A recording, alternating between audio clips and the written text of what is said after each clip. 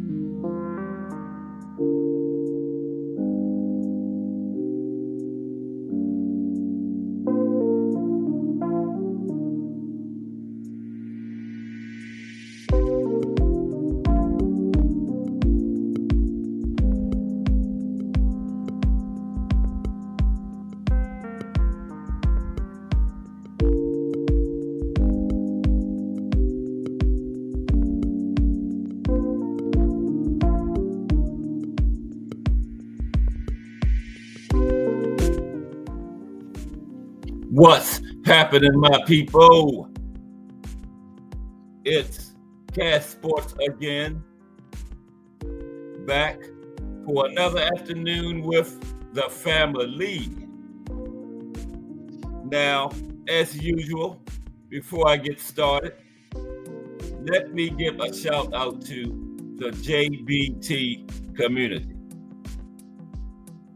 It's just boxing talk. We're a group of people who just love to talk boxing.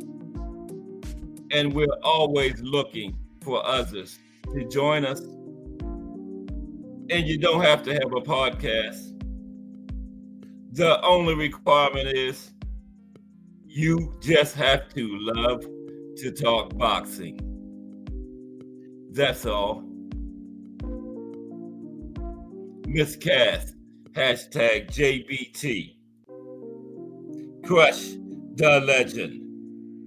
#TWT. From the winning team. Thomas Hill. #JBT. Just boxing talk. Salute to everyone. And welcome to another episode of Cass Sports, The Box Historian. Today, fights that never happened, the World Color Championship, boxing during slavery.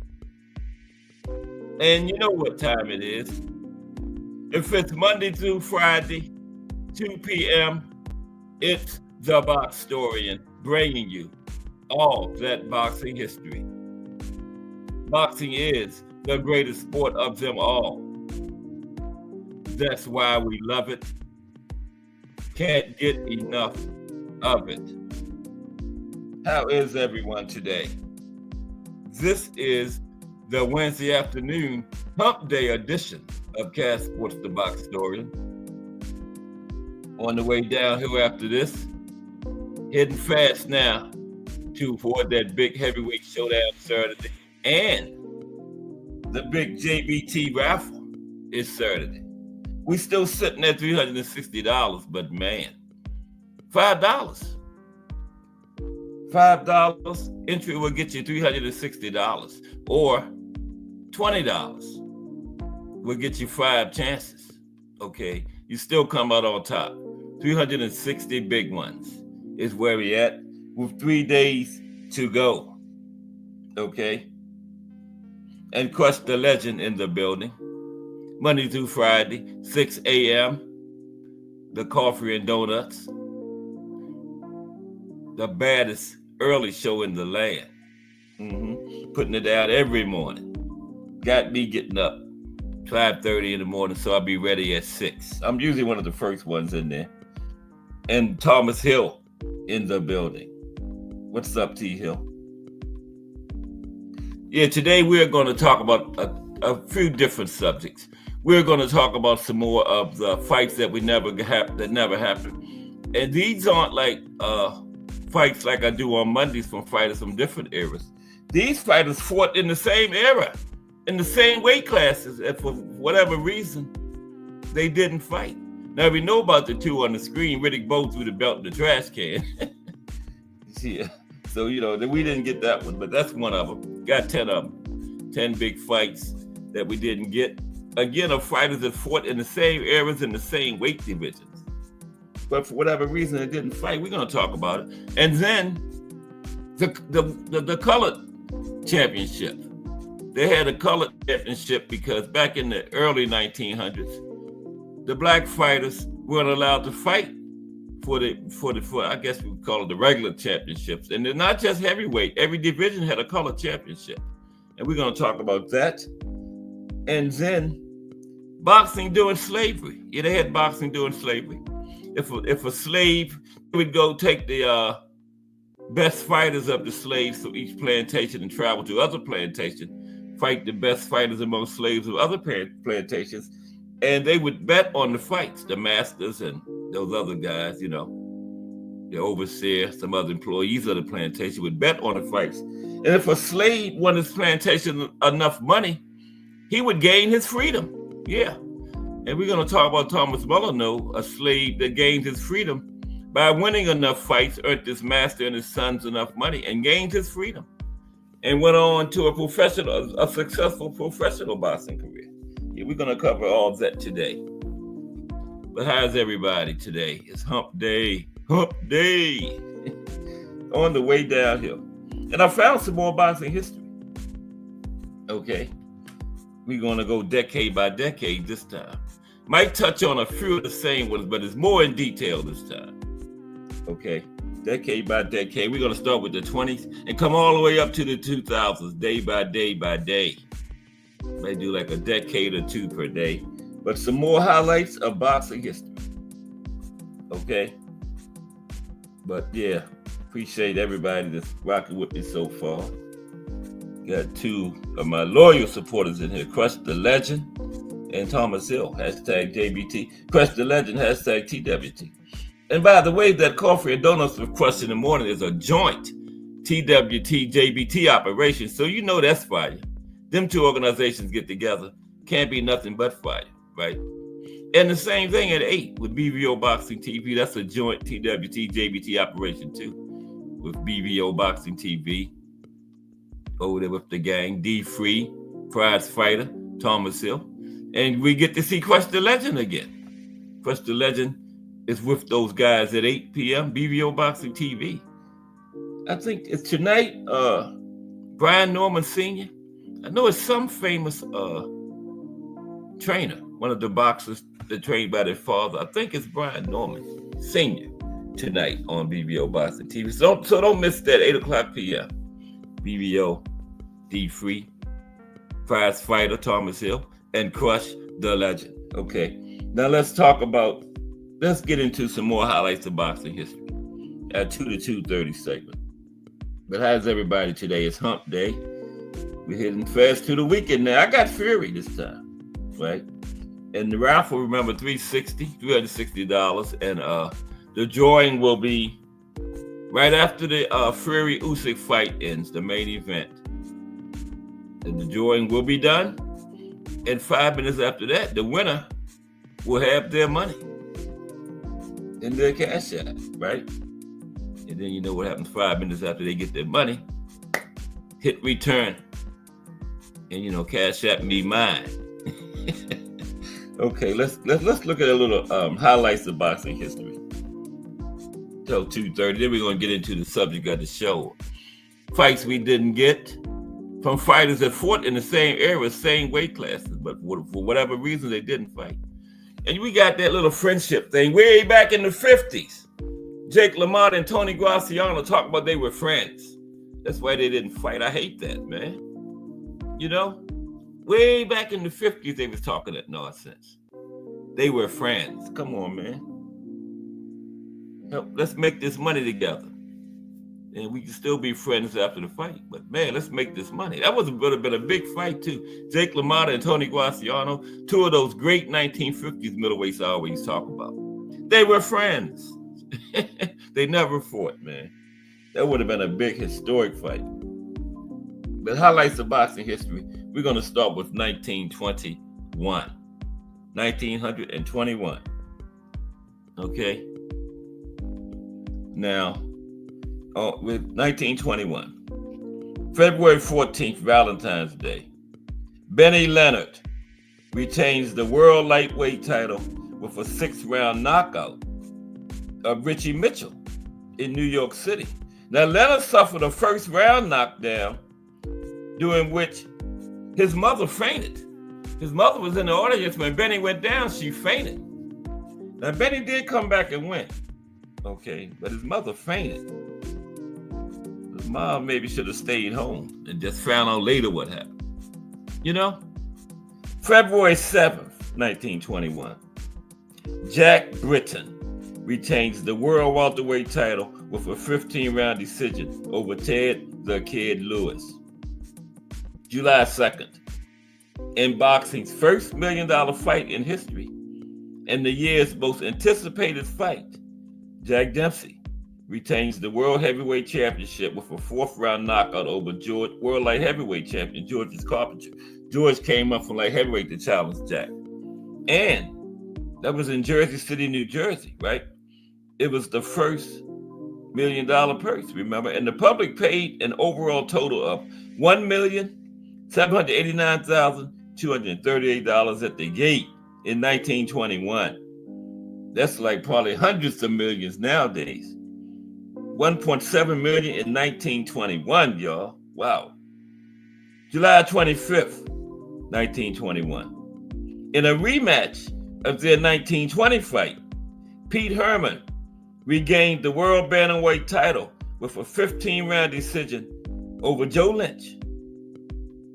July 27th, Johnny Wilson retains the world middleweight title with a 7th-round disqualification win over William Bryan Downey, Cleveland, Ohio, home of BBO Boxing TV. Okay, let's go to 1922. Just got a few for each year. 1922. In February, John L. Ike Dorgan is a founding partner of the Ring magazine and remained with this influential publication until his retirement in 1930. February 1922, the Ring magazine was founded. Still going strong. I think Turkey Ali Sheik owns it now, right? I guess he bought it from Oscar. Oscar used to own it. I think Turkey has it now.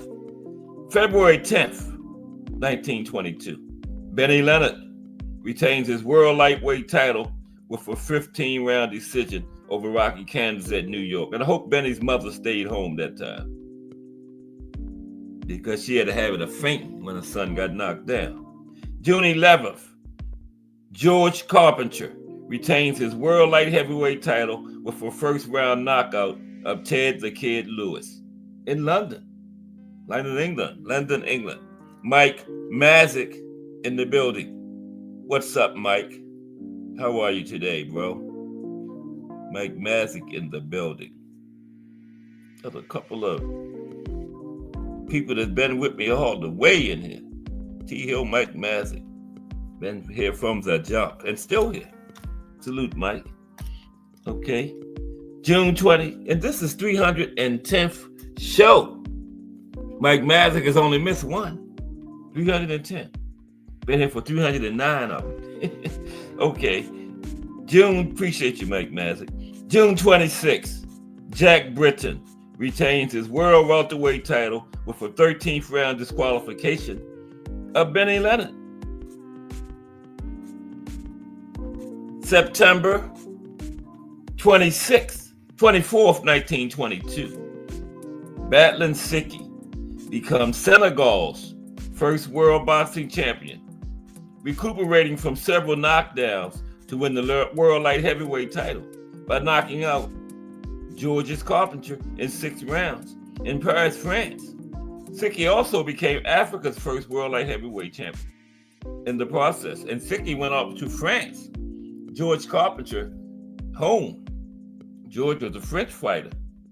Siki went over there and knocked him out in front of his home country people, I guess you would say. November 1st, Mickey the Toy Bulldog Walker becomes world welterweight champion, defeating Jack Britton by a 15-round decision. Okay, 1923. Let's move to 1923. March 17th, Mike McTighe of Ireland wins the world light heavyweight title with a 20-round decision over Battling Siki in Dublin, Ireland. May 30th, Jack Bernstein wins the world junior lightweight title with a 15-round decision over Johnny Dundee at New York City. Yeah, I noticed on the playback yesterday, it was December, but I kept saying February for the entire time. I don't know what was going on with that. June 2nd, 1923. French Eugene Criqui, who has sustained a shot, got shot in his mouth during World War I action, becomes the world featherweight champion, beating Johnny Kilbane by a 6-round knockout. And guess what? After he got shot in the war, the doctors had told Criqui he would never fight again after he was shot. So Criqui went to the war and got shot, World War I. The doctor said he would never fight again. Not only did he fight again, he became a world champion. Okay? He became a world champion after being shot in the mouth. June 18th, Pancho Villa becomes the Philippines' first world boxing champion in history, knocking out world flyweight champion Jimmy Wald in 7 rounds. Pancho Villa, arguably the best Filipino fighter of all time. Not Manny Pacquiao, Pancho Villa. Okay, bad man. July 4th. In one of boxing's most economical, disastrous fights, Jack Dempsey retained his world heavyweight crown with a 15-round decision over Tommy Gibbons in Shelby, Montana. Dempsey's manager, Jack Doc Kearns, had requested for Dempsey to be paid $300,000, an amount that the 2,000 residents of Shelby could barely come up with. As a result, Shelby was declared bankrupt. Right? Town went bankrupt. Remember we talked about that when we did Montana a few weeks ago on Thursday, Boxing History Year. The town went bankrupt. Okay. Now, July 23rd, Benny Leonard retains the world lightweight title with a 15-round decision over Lou Tendler. September 14th, in one of boxing's most famous fights, Luis Firpo of Argentina comes within a second of becoming the first Hispanic world heavyweight champion in history, dropping Jack Dempsey out of the ring. And for a 9-second count, Jack just made it back in. But Firpo is himself dropped 10 times as Dempsey retains the crown with a 2nd round knockout in New York. 11 knockdowns in 2 rounds. Firpo knocked Jack down in the first round out of the ring for a 9 count, almost won it. Then after that, Jack dropped him 10 times and stopped him in the second round. 11 knockdowns in 2 rounds.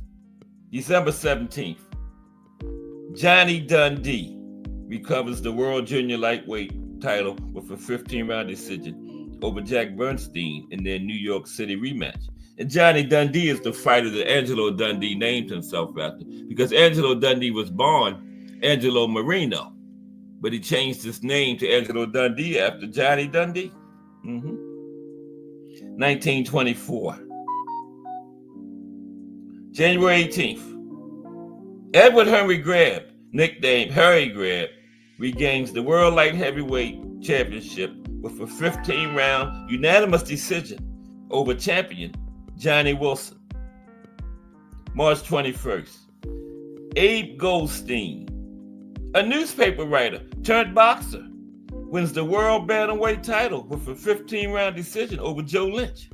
Yeah, the man was a writer for a newspaper, ended up becoming a boxer and won the world title. June 2nd, Mickey Walker retains, Mickey the Toy Bulldog Walker that is, retains the world welterweight title with a 10-round decision over Lou Tendler in Philadelphia, Pennsylvania. August the 1st, world lightweight champion Benny Leonard fights to a 10-round no decision with Pat Moran in a non-title fight in what would be, at his mother's request, his last fight until 1931. His mother kept going and she couldn't handle her baby taking that punishment, so she asked him to retire. And he retired until 1931. But he came back because the depression had hit, couldn't get a job or nothing. So he said, I'm gonna go back to boxing, Mom. You want to eat, don't you? Well, I'm a box. Mom didn't want him boxing. I think 1921, she fainted when he went down. Then in 1926, I believe it is, where we at now, she asked him to retire because she couldn't handle it. 1924, but then he said, Mom, I got to fight because ain't no jobs out here, the depression going on. So he came back to boxing. Just stay home, Mom. I'll tell you what happened when I get home. 1925, May 1st. In what would turn out to be his last win, Pancho Villa retains the world flyweight title with a 15-round decision over Clever Sencio in Manila, Philippines. Remember, Pancho Villa was a Filipino fighter, remember? July 2nd, Harry Grab retains the world middleweight title with a 15-round decision over world welterweight champion Mickey the Toy Bulldog Walker. July 4th. Now, fighting with an ulcerated tooth, without knowledge of the severity of his illness, Pancho Villa drops a 10-round decision to Jimmy McLaurin. 10 days later, on July 14th, Pancho Villa passes away from blood poisoning due to the same ulcerated tooth that he had his last fight with. Passed away from it. The doctors had told him not to fight and to take it easy. And after that fight, Pancho went out and partied. Then 10 days later, he passed away. August followed doctor's orders. August 27th, Lewis Kaplan retains the world bantamweight title with a 15-round draw against Babe Herman in Waterbury, Connecticut. December 18th, Lewis Kaplan and Babe Herman fight for the second time of the year, with Kaplan retaining the world bantamweight title with a 15-round decision in New York. Let's do 1926 and call it a quits for today. September 23rd, 1926. After 7 years at the top, heavyweight champion Jack Dempsey is defeated by top contender Gene Tunney. October 12th, 1926. Jack Sharkey hands out a beating to Harry Wills until Wills gets himself disqualified in round 13 for excessive holding. Brooklyn, New York. Okay, let's stop right there. 1926. No, 1927. September 22nd. Heavyweight champion Gene Tunney again defeats contender Jack Dempsey in the famous battle known as the long count fight. That's when Jack Dempsey wouldn't go to the neutral corner And Gene Tunney got extra time on the mat. But that was the first fight where they ever used the neutral corner. Because before then, you could just stand right there while the referee counted.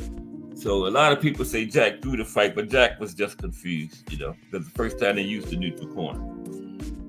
October 7th, 1927, light heavyweight champion of the world, Mike Matig is defeated by top contender Tommy Loughran. December 12th, light heavyweight champion Tommy Loughran defeats Jimmy Slattery for the NBA light heavyweight championship of the world. July 31st, 1928, in an unprecedented move, heavyweight champion Gene Tunney retires from the ring, vacating the heavyweight title after defeating Tom Heaney. Unlike James Jeffries before him, Tunney never returned to the ring. September 26th, the National Boxing Association heavyweight champion vacancy is filled when Jack Sharkey defeats Tommy Loughran to take the title. Sharkey's title was not universally recognized, and in 1930, he would be defeated by Max Schmeling for the undisputed championship, the German. Might as well finish the 20s. 1929. March 28th, 1929, Tommy Loughran defeats Mickey the Toy Bulldog Walker by a 10-round decision in Chicago, Illinois, to keep his light heavyweight championship. In September 1929, Tommy Loughran, undefeated light heavyweight champion of the world, relinquished his title to fight as a heavyweight.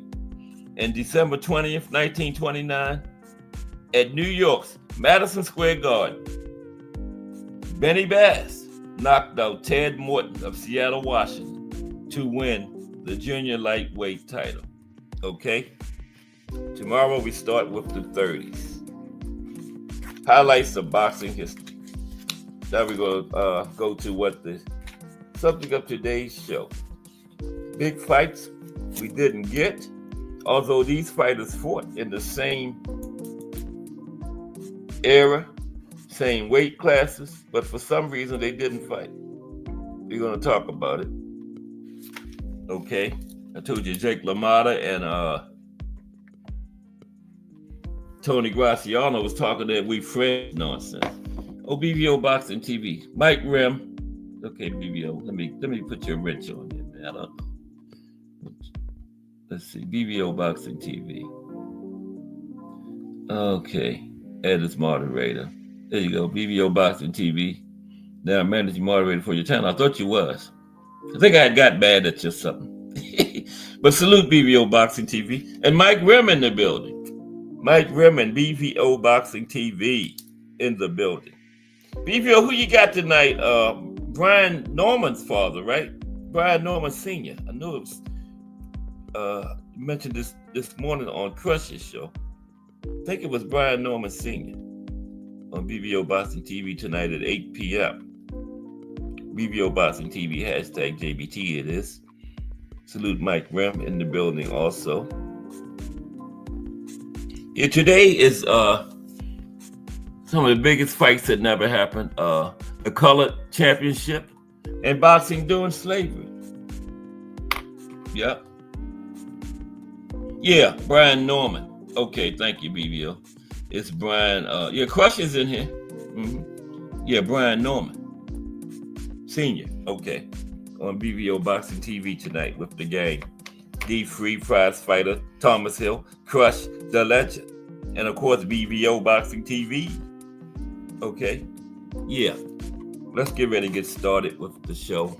And I didn't show my picture again. I got a old picture I'm supposed to show doing these highlights of boxing, but I keep forgetting. Man, there it is. Who was it? Jack Dempsey and Gene Tunney. There they go. Yeah, they fought twice. Gene Tunney beat him both times. 26, and then he beat him in the rematch in 27. But Jack was still one of the most popular athletes, not just boxers, one of the most popular athletes of the 20s. And he really was the first one that really made boxing popular back in them days. Yeah. Yep. Jack Dempsey. It is him and Gene. Now we're going to start out with fights that never happened. like this one. We just knew we was going to get this one because they fought in the Olympics, remember? But Lennox and Riddick Bowe, remember? And they both started out their professional careers on fire. And we just knew that was going to be a fight that we would get, man. But we didn't get it, Lennox threw the belt in the trash, remember? Not Lennox, Riddick Bowe. Yeah, everybody remember that. Riddick threw the belt in the trash. And then after Lennox retired, Riddick Bowe going to call him out. Talking about, let's fight for your gold medal. And Lennox came back with the perfect comeback. Lennox said, I already beat you for that last time I checked. Mm-hmm. But yeah, a lot of people say it was the money or something. I really don't know what happened, but I know Riddick threw the belt in the trash. I do know that. And we never got it. We're going to talk about 10 fights that we didn't get. Would have been 10 great matchups. Like I was telling y'all, Jake LaMotta and Tony Graziano back in the 50s pulled the friendship card, man. The friendship card. They was too close, too good of friends to fight. Mm-hmm.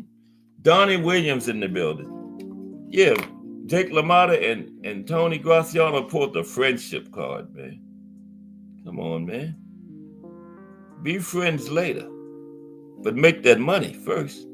But salute Donnie Williams in the building. Okay, it's 2:30, safe to start.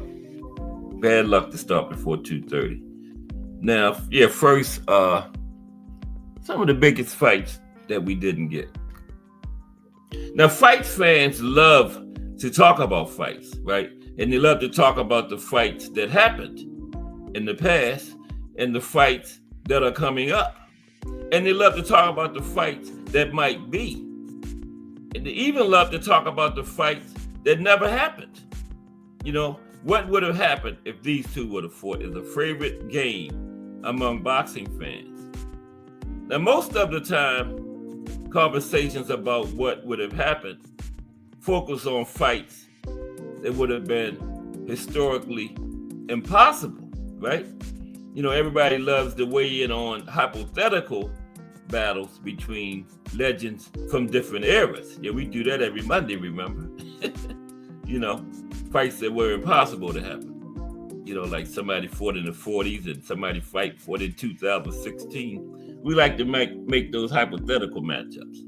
But there are many intriguing hypothetical fights which most certainly could have happened. Indeed, in many cases, these are fights that should have happened. These are fights that seem so likely, it's almost impossible to imagine them not happening, right? Like I was saying, guys fought in the same decade, same weight classes, didn't fight. Like the first one is Jack Dempsey and Harry Wills. Now we know what happened with that. The color bar was drawn against Harry Wills in that one. Now, Jack Dempsey is one of boxing's most iconic heavyweight champions. His brutal takedown of 6'6" Jess Willett ranks along with Mike Tyson's blitz of Michael Spinks and George Foreman's pulverization of Joe Frazier as one of the most dominant heavyweight title fight performances in history. Yeah, he really put something on Jess Willett, and Jess Willett had him by like 8 inches and about 50 pounds or something, right? Jack was a small heavyweight. I don't think he ever fought a fight over 200, similar to Rocky Marciano. Now, during the golden age of sports in the 1920s, Jack Dempsey stood alongside Babe Ruth as the biggest star of the day. Even the fact that he was cleanly outboxed twice by Gene Tunney at the end of his career did little to diminish Dempsey's standing in boxing lore. But there's a strong chance that Manasseh Mauler would never have made it to Tunney if he had been forced to fight the Black Panther, Harry Wills, right? Might not have made it to Tunney. Wills was the obvious top contender for Dempsey's crown for nearly the entire length of Dempsey's reign from 1919 to 27. Wills was one of the top contenders for the crown, right? But due to the racism of the era, Wills was never given his opportunity to fight for the title. Now, to be fair to Dempsey, he stated a willingness to take the fight on many occasions. And at one point, he actually signed the contract for the fight. Now, Wills was one among the very best heavyweights to never hold the title, and ahead of many men who did hold it, right? Wills was better than a lot of people that had the title. Now, still, it's not a sure thing that Wills would have beaten Dempsey. Wills would have been the larger, stronger fighter, but without Dempsey's speed. But it's not hard to imagine a boxing world where Harry Wills does what Gene Tunney ended up doing only several years earlier. That's beating Jack Dempsey. Now, in that world, Wills ranks near the top of legendary heavyweights, and not just among the historians, as is the case now. Yeah, back then, Wills was one of the top guys out there. But, he was black. And they had that color ball drawn against him. Now, next is Jake LaMotta, Tony Graciano. They pulled the friendship card. It is Tony Graciano on the left, Jake LaMotta on the right. Jake LaMotta versus Rocky Graciano, fights that never happened. Okay. Now, it's hard to see how this fight never ended up happening.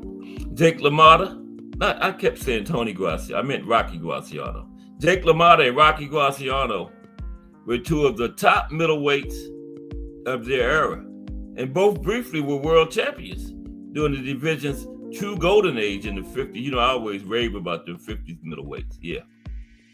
Now, both were Italian Americans, and they shared similar backgrounds, both having grown up in the New York City ghettos. Now, LaMotta was a native of the Bronx, and Graciano represented Manhattan's Lower East Side.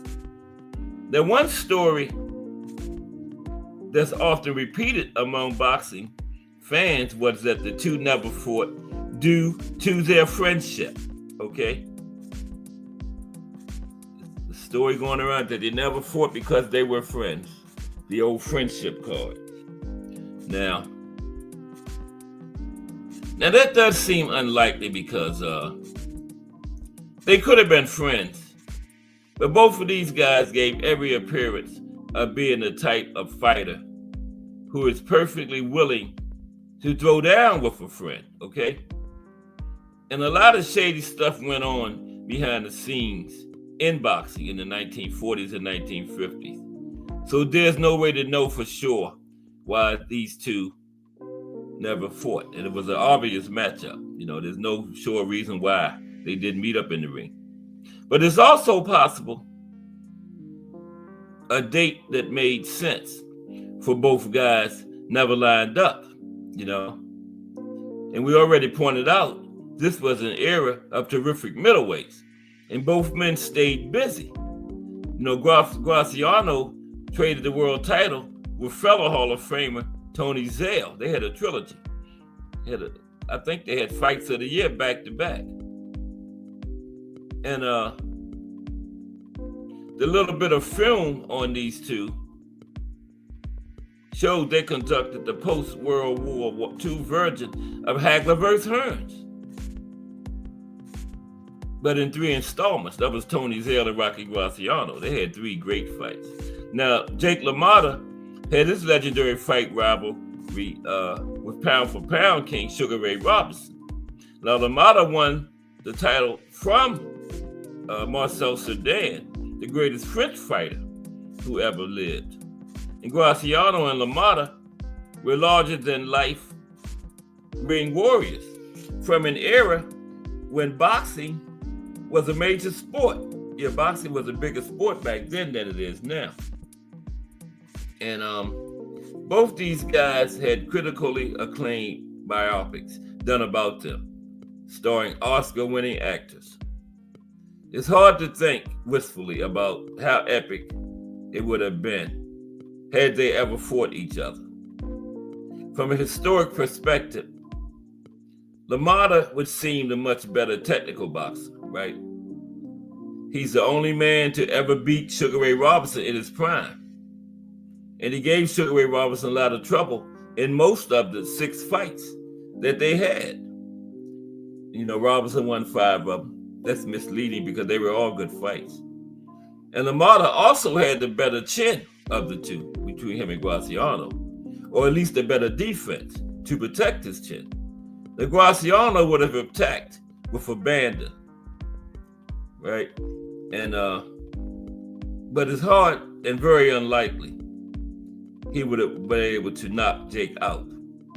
At the same time, Jake was much more of a grinder than a power puncher, right? And it's not likely he would have stopped Graziano either. And Jake probably would have won a unanimous decision. And this, if they had fought, it probably would have ranked as one of the greatest fights of all time. Definitely for that era. 2 of those big 1950s middleweights. Now, Rocky Graziano versus Floyd Patterson. We didn't get that one. Rocky retired, okay? Before we could get to that. Rocky Graziano versus Floyd Patterson. Never got that one. There they are. Now, Rocky Marciano is one of boxing's enduring icons. The only heavyweight champion to retire with a perfect record. But among boxing historians, they always talk about the quality of his opponents, right? Which I don't agree with, right? His 3 biggest wins came against Ezzard Charles, Joe Walcott, and Archie Moore. And a lot of people say they were all on the backside of their prime, which they were, but when he fought Jersey Joe was a heavyweight champion, right?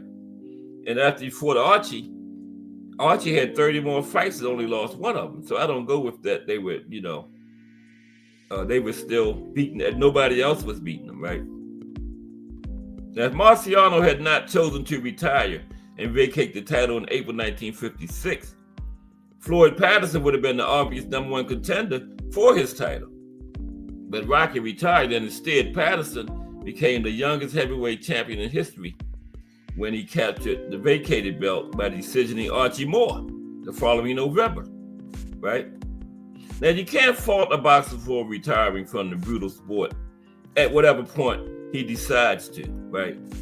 But it's a shame more champions don't walk away on top like Marciano did and stay away. But just the same, Patterson versus Marciano has to be viewed as one of boxing's great what-ifs. Patterson was knocked out by Ingemar Johansson. So clearly, Marciano would have had a good chance of stopping him. But at the same time, Patterson was a very quick, intelligent fighter. And Cus D'Amato, his trainer, would have trained him specifically with an eye toward preparing him for Marciano. So he would have had that plus in his corner, Cus D'Amato, right? Now, I think Patterson would have won this fight. And boxing history would have been radically changed if Floyd had to beat Rocky. He would not be the only champion that retired undefeated. Next fight we didn't get, Big George Foreman versus Ernie Shavers. Didn't get that one. Big George and Ernie Shavers. There they are. They look like Ernie, but they don't look too much like George. That's from one of those games again. George Foreman versus Ernie Shavers, never got it. Now, George Foreman's first retirement meant that a few potential big-time heavyweight fights never happened. For starters, there was never a rematch with Muhammad Ali, right? And Foreman and Larry Holmes would have been another good fight, a good fight for this list about 1980. That fight would have been another classic extending the golden era of the heavyweights into the 80s, but Foreman retired, remember. But in terms of pure excitement for the fans, George Foreman versus Ernie Shavers might have been the true missed opportunity. Now, in January 1976, Foreman knocked out Ron Lyle in 5 rounds after being knocked down and nearly stopped himself on multiple occasions. That was Fight of the Year, too. Some fans and historians consider it the most entertaining heavyweight fight of all time. Now, Ron Lyle decided to engage Big George in a slugfest, and he nearly got away with it. Now, Foreman versus Shavers would have been a similar fight to Lyle and Foreman. Both Lyle and Muhammad Ali ranked Shavers as the hardest puncher they ever faced. Anybody that fought Shavers said he was the hardest puncher they ever faced, okay? And Lyle and Ali ranked Shavers a harder puncher above Foreman. And Shavers would have been tossing bombs at Foreman from the opening bell. Now, Shavers had issues with defense, stamina, and his chin, right? Lyle stopped Shavers in 6 rounds, 4 months before Lyle's battle with Foreman. But more than likely, Foreman would have stopped Shavers inside of 6 or 7 rounds. But it probably would have been a thriller for as long as it lasted. Yeah, George Foreman and Ernie Shavers, imagine that. Woo! Next, Sugar Ray Leonard versus Aaron Pryor, one we did not get. There you go, Sugar Ray Leonard and Aaron Pryor. That would have been a good one. Now, Aaron Pryor, oh man, what just happened? Okay, yeah, there we go. Now, Aaron Pryor emerged in the early 1980s as one of the most exciting fighters in boxing. The Hawk, as he was called, was like a reincarnation of homicide Henry Armstrong, a relentless force of nature who cut down just about everybody who dared to step into his path.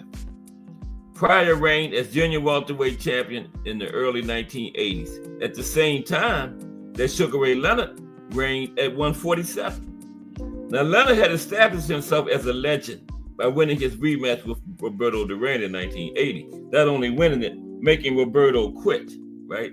And then coming back when he trailed on all 3 cards to stop Thomas Hearns in round 14 in 1981.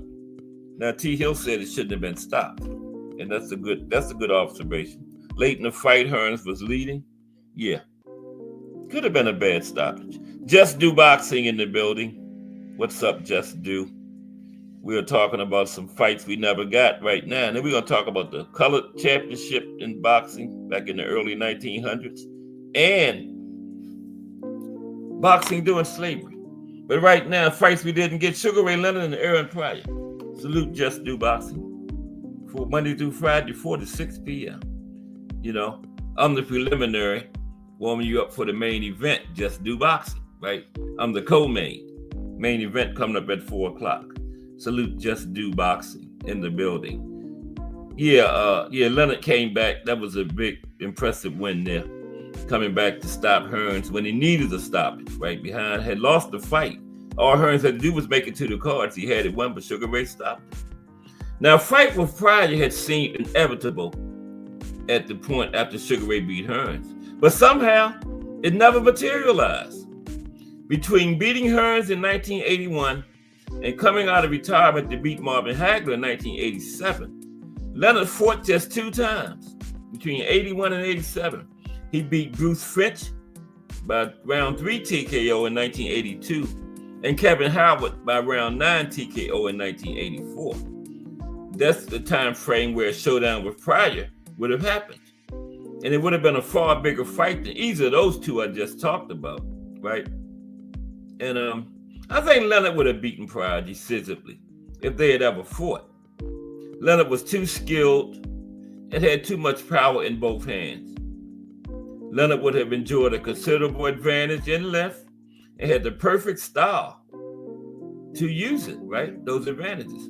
But at the same time now, Leonard would have not been able to take off a single second of a single round because considering the eye problems that was plaguing him at the time, it is perhaps understandable that this fight never took place, right? because that was after Hearns had detached that retina. Yeah, Hearns did that. Leonard's eye looked like a golf ball after that Hearns fight. Next, Thomas Hearns versus Mike McCallum, one we didn't get. That would have been a nice one too. Thomas Hearns and Mike McCallum, but we didn't get it. Now, in the mid-1980s, Mike McCallum was the undefeated WBA junior middleweight champion, right? And the beginning of his reign coincided with Thomas Hearns' own term as the WBC champion at 154. So McCallum had the WBA 154, Hearns had WBC 154. It seemed like they was on a collision course, right? And of all the fights listed here, this one might have been the greatest potential for achieving legendary status, Hearns and McCallum. Now, Hearns was possibly at his very best fighting at 154, but he never faced anybody there who was as potentially dangerous to him as McCallum would have been. Now, Hearns likely would have won the fight, but he could have got reckless early, trying to catch McCallum quickly with that big right hand. And the result of that might have been McCallum scoring some significant combinations to Hearns' ribs, because McCallum was nicknamed the body snatcher for a reason. Now, Hearns probably would have gutted out some tough early rounds before taking control and stopping McCallum late in the fight, right?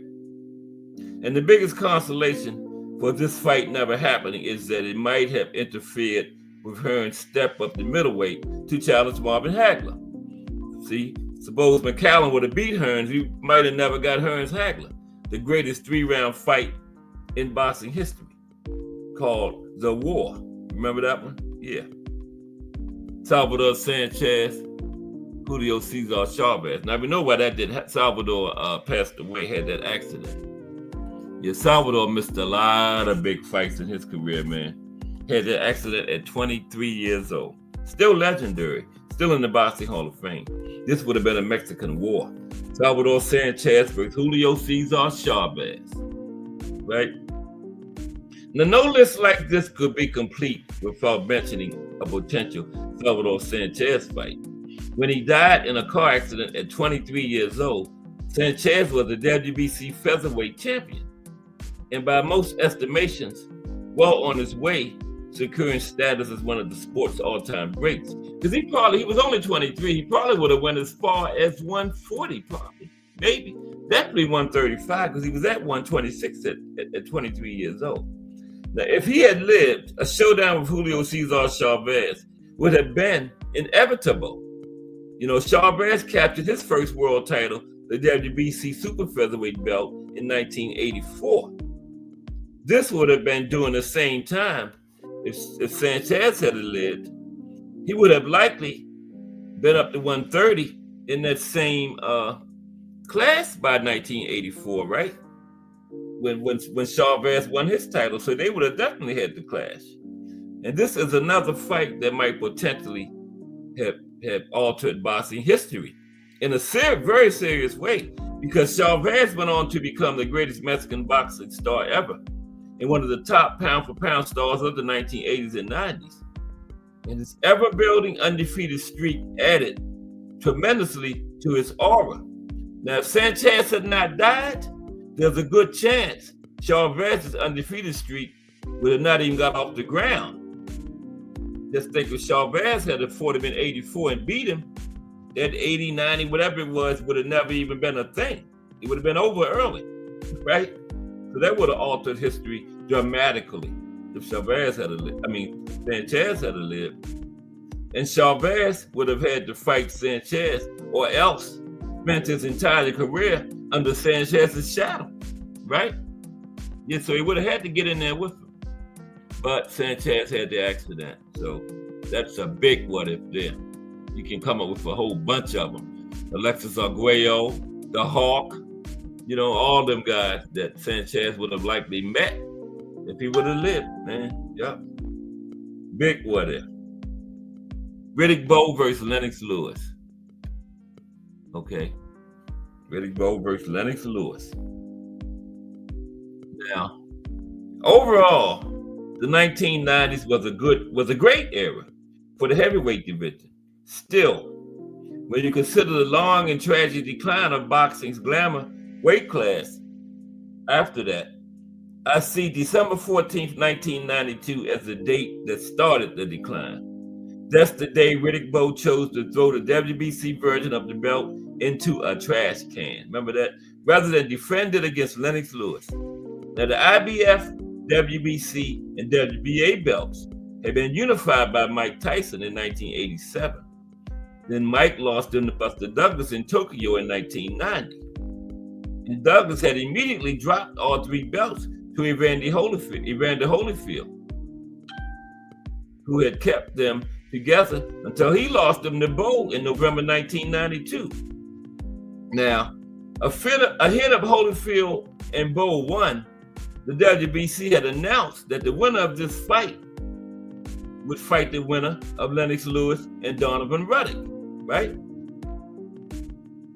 And when Lewis crushed Ruddock by round 2 TKO on Halloween 1992, it was assumed by everyone that he was set to face the winner of Holyfield and Bowe, right? But Bowe won the fight. Boxing fans were pumped. We thought it was going to be a rematch of the Olympic gold medal match from '88, Bowe and Lewis, right? But it was never to be. Bowe threw the belt in the trash. But it's hard not to feel that Bowe simply wanted no part of Lewis, especially looking back now, right? That's what it seems like. Bowe didn't want no part of Lewis, okay? But it never happened. That's one of the big ones that never happened. You know, because once they said Lewis was going to get the winner, because Lewis beat Ruddock, and once they said the winner of that would get the winner of Bowe and Holyfield when Bowe won, everybody was licking their chops, and they're ready for that. Bowe and Lewis again, rematch from the Olympics. Because, you know, they both had went into their professional career, both undefeated, you know, young lions, but it never happened. Both threw the belt in the trash. Mike Tyson versus David Tua, one we didn't get. Mike Tyson and David Tua. Didn't get that one either. Now, like Foreman versus Shavers, this is more for its potential action and excitement than for its likely relevance to the history of the heavyweight title. Plainly put, Mike Tyson versus David Tua seems like it would have been non-stop action. Now, this is not the Tyson at his very best, right? That would have been fighting Tua. Mike Tyson 1988 would have been too defensively clever for Tua to hang with. But Mike Tyson versus David Tua would have happened about 1996 or 97. And Tyson from that time would likely have opted to go toe-to-toe, matching explosive power against explosive power. And that kind of fight would have been a tough battle for Tyson to win. Even at his heaviest, he was smaller than Tua and did not seem to have the same chin. So more than likely, Tyson would have had to make some adjustments in order to win this fight after surviving some exciting early rounds. Because, you know, Tua came at you and Tua could pop. And this is a fight that might have given Tyson a rare opportunity to shine late in his career. Or it could have been a fight that severely hastened his decline if Tua had beat him, right? But we didn't get it. Floyd Mayweather versus Paul Williams. Yeah, that was one I would have loved to see that one, man. Floyd and Paul Williams. Ooh-wee. Now, Floyd Mayweather and Manny happened, right? But the real hole in Floyd's career, if it wouldn't have been Pacquiao, it would have been Paul Williams. And that's the name that's missing from Floyd's resume.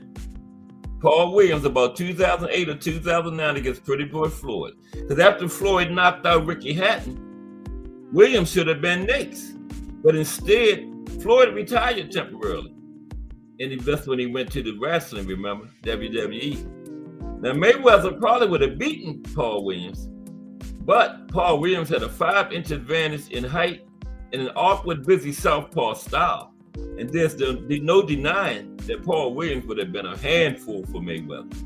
Now, if Mayweather had fought Paul Williams, we'd be hearing some different conversations than the ones we hear about him now. Fighting Williams would have forced Mayweather to turn in one of the most brilliant performances of his career. Would have that 5-inch height, reach advantage, and that awkward southpaw style. Floyd would have had to been on point in that fight, man. And his legions of haters would have no real legitimate reason to stand on to criticize Floyd if he would have fought Paul Williams. But of course, if he had lost, boxing's recent history and current scene would look radically different. Yep, but we didn't get that one. Okay, now let's talk about the colored heavyweight championship. Not heavyweight, because they had a colored championship in all weight classes. Let's talk about that. Okay. I know good and well it's not 3 o'clock, man. Ain't no way it's 3 o'clock. No. I only been on here for 10 minutes. Man. Damn. That's crazy. The World Heavyweight colored championship. Don't have to be heavyweight, okay? Now, let's talk about it. Al Booger. Yeah, 3:02, man. I came on, I thought it was like 2:15. Damn. This time is crazy, man. I told y'all to keep one up there in the space shuttle, they'd have speeded the Earth up. But they ain't gonna tell us. And they can't get it back right. Shortening our lives up, man. I'm in my 60s, I only got 40 more years left. Damn. But anyway, the world colored, but salute Al Booger. Al Booger is in the building. What's happening? Unless he's been in, but I didn't see you come in, Al Booger. Salute. AB. Okay. Now, the World Colored Heavyweight Championship was a title awarded to black fighters in the late 19th, early 20th century. Okay? Late 19th, early 20th century. I lost my plate. There we go. Now, this was the only recognized heavyweight championship available to black boxers prior to Jack Johnson winning the World Heavyweight title in 1908. And the title continued to exist until the reign of Joe Louis as universally recognized champion, as the color bar against black heavyweights was enforced during and for a generation after Jack Johnson's reign as world champion. Okay, now drawing the color line. Now, though not sanctioned by any governing body, the colored heavyweight title was publicly recognized due to the color bar in professional boxing in the 19th and early 20th centuries, when white champions drew the color line against and would not defend the title against a black man. And this went through all divisions now, but we primarily talking about heavyweight, but it went all the way down. In the heavyweight division, the color bar was adamantly defended by the Boston Strong Boy, bare knuckle boxing champ, John L. Sullivan, the first modern heavyweight champion, who had fought black fighters on his way up to the title, but would not defend it against the black man once he won it. And succeeding white heavyweight champions, James Corbett and James J. Jeffries, followed the same pattern. Now, since the white champions have fought black fighters as equals on their way up, the color bar undeniably was maintained due to racial prejudice.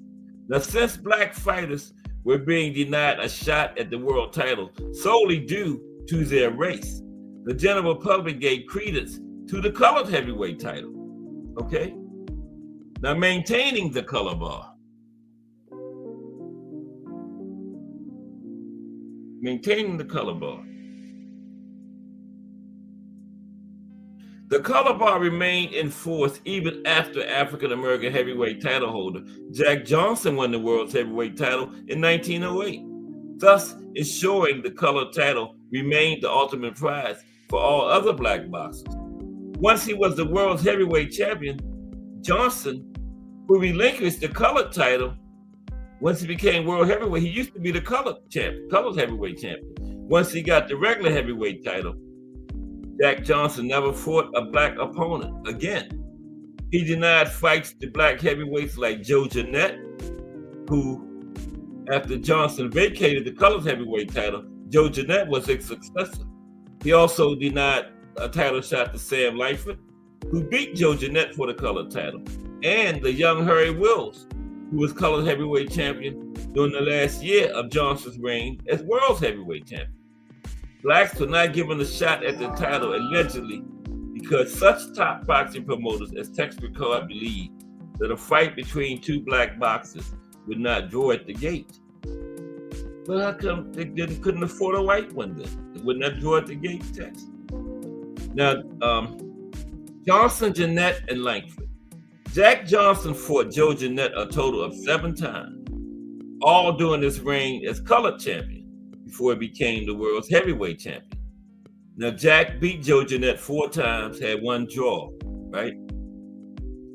And 3 of the wins and 1 draw were newspaper decisions. You know, the newspaper decisions before the judges and everything.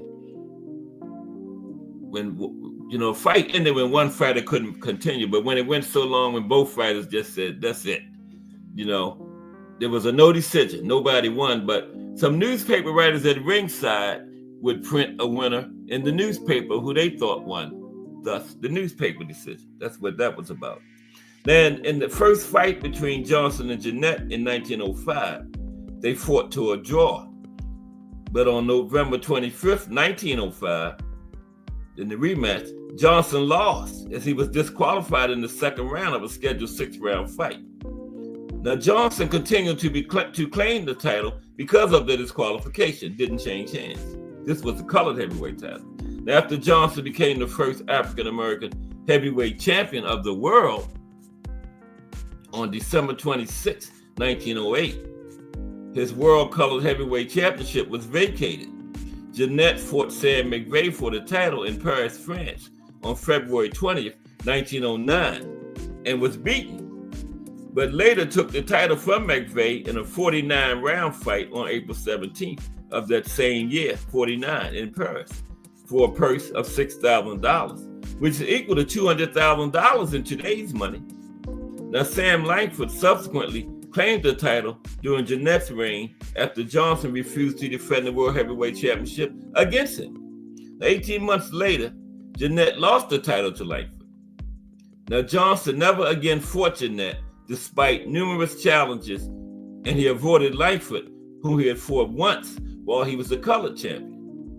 And he beat Langford very severely on points in a 15-round decision. In August 1914, as Johnson neared the end of his troubled reign, there were reports that Johnson had agreed to fight Langford for the regular world heavyweight title in Paris, France, but nothing came of it. Now, after losing his world heavyweight championship, guess what he did? After being a color heavyweight champion, fighting all these black fighters for years, Jack Johnson won the regular heavyweight title, wouldn't fight the black fighters. But after Jeff Willer beat Johnson for the regular heavyweight title, guess what he did? Johnson went back to fighting for the colored heavyweight title. Went back fighting the black fighters again. Now, because great boxers of the era were barred from fighting for the heavyweight championship because of racism, Johnson's refusal to fight African Americans offended the African American community, since the opportunity to fight top white boxers were rare. Jeanette criticized Johnson, saying Jack forgot about his old friends after he became champion and drew the color line against his own people. Right? Now, the black heavyweight championship title in pretense. Okay. Yeah, now we had now check this out. The World Boxing Council attempted to create a similar championship, a colored championship, in 2004 called the All African World Championship. 2004, man, which would be open to boxers of African descent from any country, as well as boxers of any race living in Africa. Now, this proposal was met with worldwide criticism, and the World Boxing Council ultimately abandoned the idea. And I don't even know how they came up with some nonsense like that in the first place. A colored heavyweight championship in 2004. Come on, man. Come on, WBC. You got to be better than that, man. 2004. Now we had, like I said, we had the colored light heavyweight championship, the colored middleweight, the colored welterweight, the black heavyweight championship, even had the world white heavyweight championship. Okay. Now let's talk about some boxing during slavery. Boxing during slavery. That's Tom Molyneux. He was a famous, he was a slave that, well, we're going to talk about that.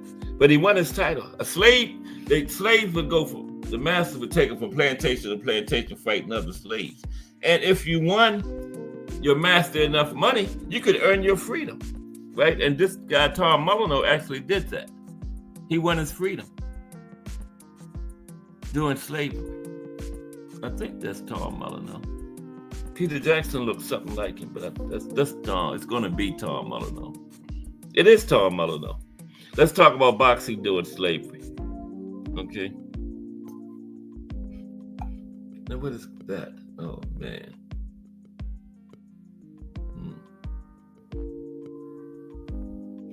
Okay. First one. That didn't work out for me today. I don't know why they didn't, but okay, we'll get it up right now. This is called the Great Freedom Day. Lights for a minute. I had it all sitting right in there. But how's everybody today? You know, the raffle is this weekend. Is Melanie Queen in here? There's Melanie Queen 27 right there. How you doing, Melanie Queen 27? I hadn't saw your name yet. I was wondering. Salute. How are you today? How's your day going? We talking about a couple different subjects. We talked about some the top fights we didn't get, and we talked about the colored championship they had back in the day. The WBC actually started to start another African championship or something in 2004, but they shot that down. It received worldwide criticism. That was Mauricio's father then. He was just as bad as Mauricio. He was running the WBC then. Can't get my fingers to work. There we go. Yeah, his father. Same thing. Biased. Corrupt. The apple didn't fall far from the tree. You know? And when he passed, Mauricio stepped right in and took right up where his father left off, man. No disrespect meant, but I'm just telling the truth, man. Trying to be like Crush the Legend, keeping it real, man. You know? Yeah. Them Suleimans. Terrible for boxing. Terrible for boxing. But let's look at this, okay?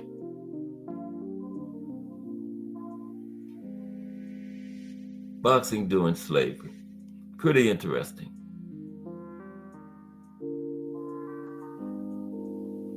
I'm going too fast.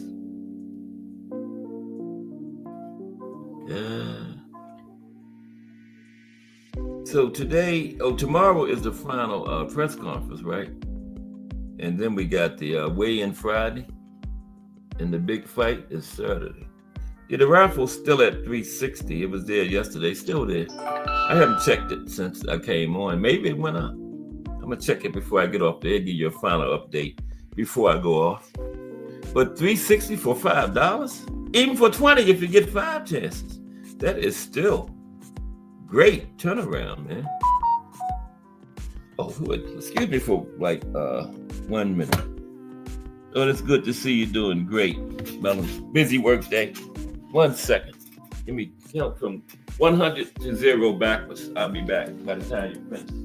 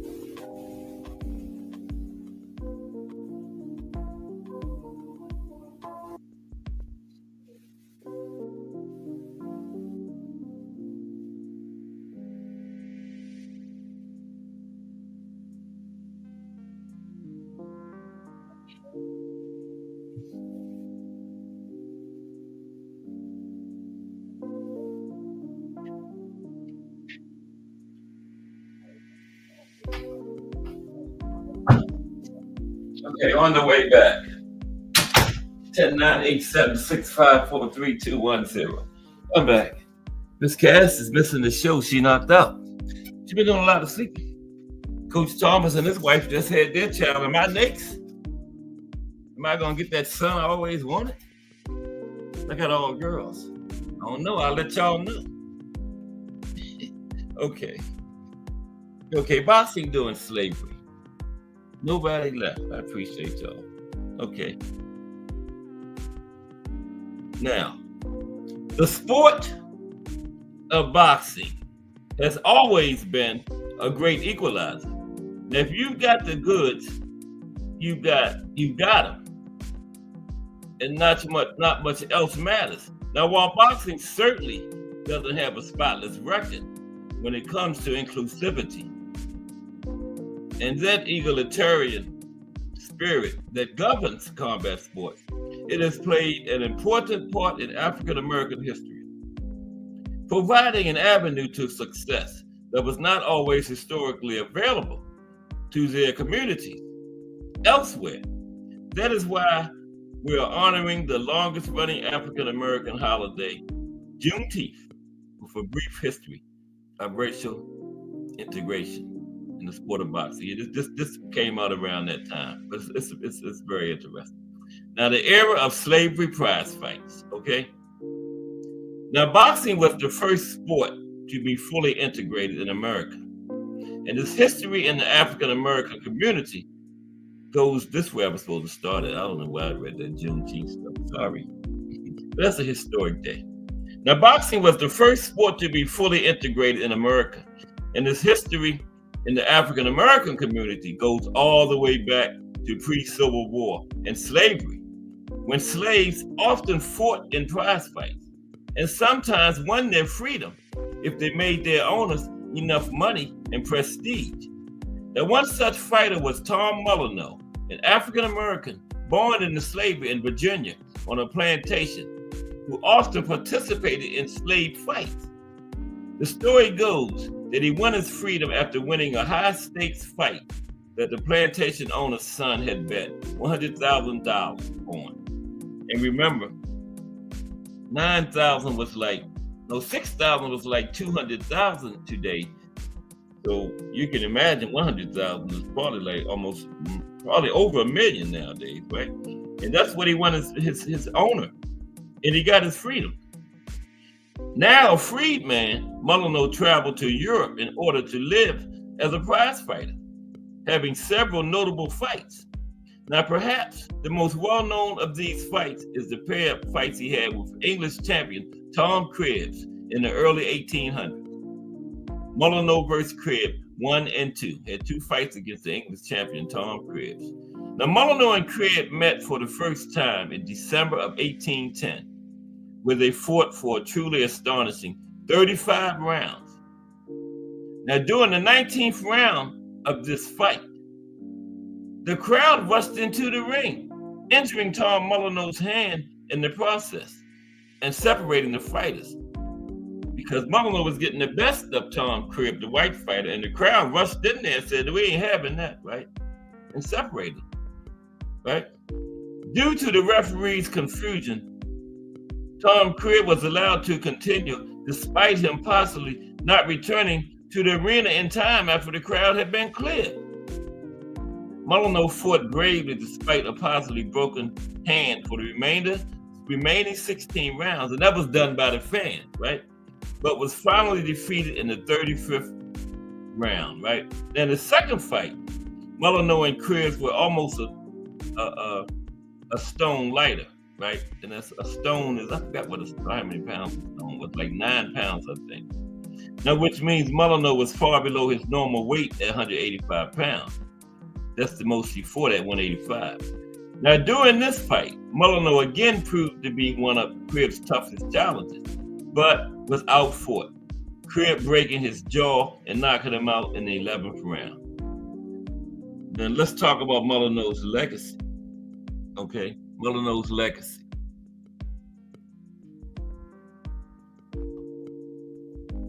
Molyneux was deservedly inducted into the Boxing Hall of Fame in 1997 And in 2010, he also took his place in the Bare Knuckles Hall of Fame because he started out Bare Knuckles, right?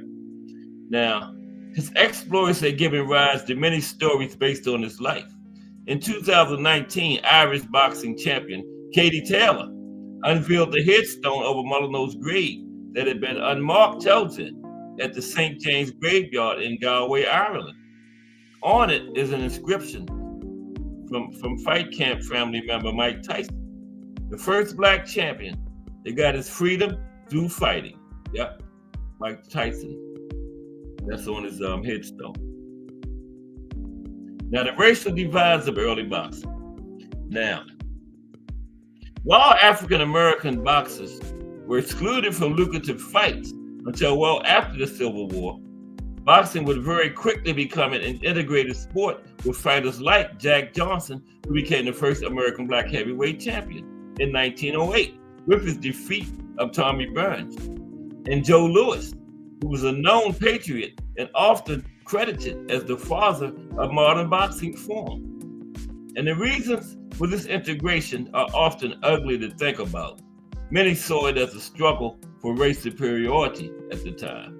But regardless of the reasons behind it, boxing suddenly offered a way out of the institutional poverty held against people of color for so long. And fighters like Johnson and Lewis often invested back into their communities and pushed the boundaries of what a black man was allowed to do at the time. Boxing has always and will always be a meritocracy first. It does not matter how rich you are, where you come from, or what color your skin is. Boxing is the sport of warriors. And if you can fight, right?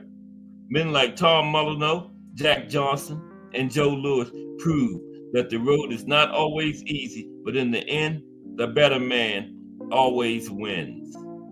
Okay. Now, let's talk about some black pioneers of boxing, man. Some black people that fought, black fighters that fought back then, or in that time, pioneers, man. Okay. The first is George Dixon. Here's George.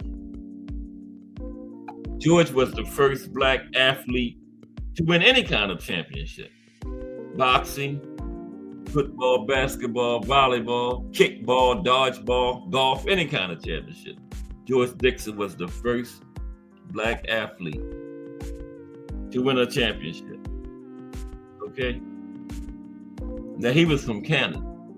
He wasn't the first African American. That was Joe Gans, who's next, because George Dixon was from Canada. But George Dixon was a Canadian professional boxer. Okay?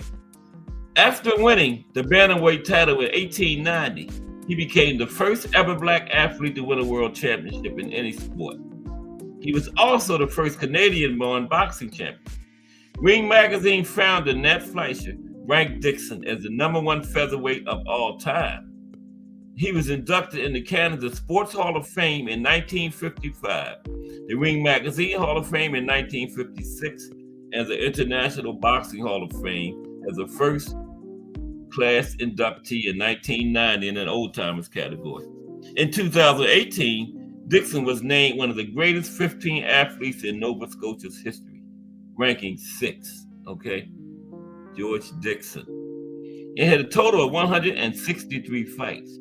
He won 74, lost 30, had 55 draws, 6 no contests, 36 knockouts. And that 55 draws should tell you something. A lot of those were wins. They were against white fighters, but instead of giving him the win, they just called it a draw, right? Yeah, that's what that's about. Next is Joe Gans. Let's look at some pioneers of black boxing. Fought back around the era we're talking about. Joe Gans is next. There's Joe. Joe Gans. Where's everybody at today? What's going on out here? Something going on that I don't know about? Joe Gans. Let's talk about Joe. Okay. Pioneers of black boxing. Now, Joe Gans was rated the greatest lightweight boxer of all time by boxing historian and Ring Magazine founder Nat Fleischer. Known as the Old Master, Gans became the first African-American boxing champion, right, of the 20th century. Dixon was the first black champion. Gans was the first black American, right? He reigned continuously as world lightweight champion from 1902 to 1908, defending the title 15 times against 13 different boxers. He was inducted into the International Boxing Hall of Fame in 1990, right? And Gans had a total of 197 fights in his career, right? 157 wins, 12 losses, 157 wins against 12 losses, 22 draws, which a lot of was wins again, but they didn't want to give it to him. 6 no contests, 100 knockouts. He's in the 100 knockout club. Joe Gans. Okay. Pioneers of black boxing. Peter Jackson. Peter Jackson. There's Peter. Peter Jackson. Another one of the black fighters that fought back around that time. And you imagine what these fighters had to go through, man. Coach Tom Molyneux was beating the other guy, and the fans jumped in the ring and stopped it because the black boxer was winning. Yeah, man, that happened. That actually happened. Peter Jackson. Okay, come on, Peter, get up there. There we go. Now, he is best known. Oh no. I'm looking for Peter Jackson, the boxer, not the director. Okay, be with me for a second. Pioneers of black boxing. Peter Jackson. Here we go. Now, he was a heavyweight, Australian heavyweight boxer. He had a significant international career.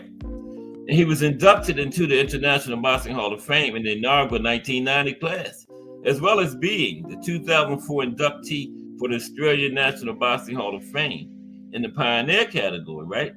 Born in Christiansted on the island St. Croix, which was in the capital of the Danish West Indies, right? And his family originally came from Montego Bay, Jamaica,